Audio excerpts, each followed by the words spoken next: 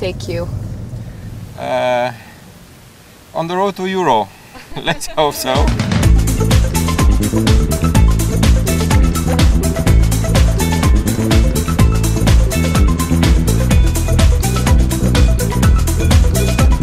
What are you doing today?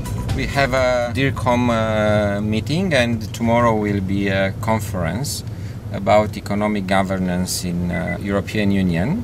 And also I am dealing with media relations. This is what I am doing day by day. What are the biggest challenges in this communication? The biggest challenge is to explain in ordinary people language what is happening in this field of macroeconomic, monetary, foreign exchange policies, and to explain them what is about Euro.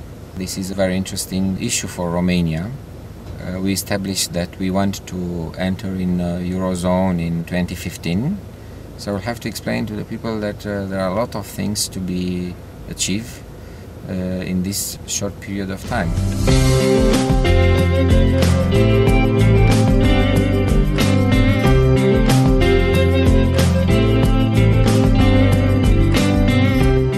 What kind of information would you like to receive in a communication campaign about the euro? People aren't aware about what the currency change implies, and they should also be informed, for example, what happened to other states that changed the currency and how it evolved for them, and if it's good or bad. And they should be aware of all aspects, positive, negative, other examples.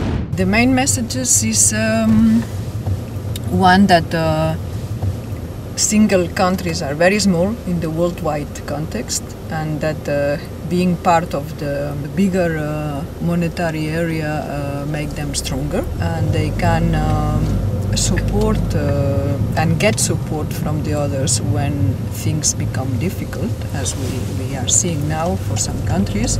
And then they can also learn from how countries have, for instance, made reforms, and they can not copy, because every country is different, but see what they can get from the experiences.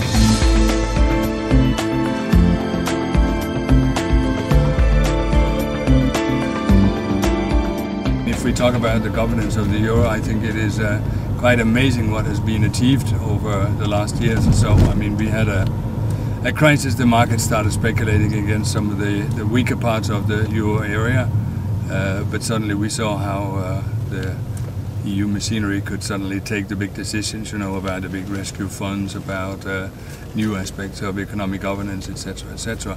So now we'll have to see if it can work in practice. I mean, that is the critical point now. In your view, why is it necessary to strengthen economic governance in the EU? It's a good question, and already we are approaching a delicate subject. The convergence in terms of competitiveness, in terms of productivity, will not happen by itself between different countries, as it was assumed some time ago.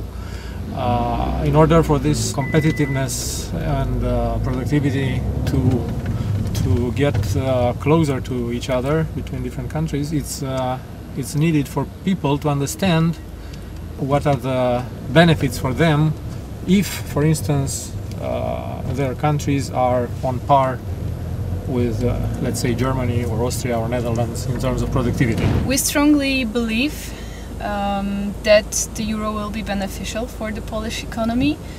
To put it in a simple way, euro would mean faster economic growth, and this is what we want to achieve.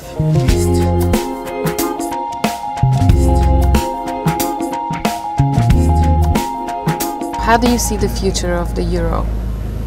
The future of the euro, well, for sure that all this measure that we talk about in this reinforced, let's say, economic governance will ensure a more stable environment and a more stable eurozone.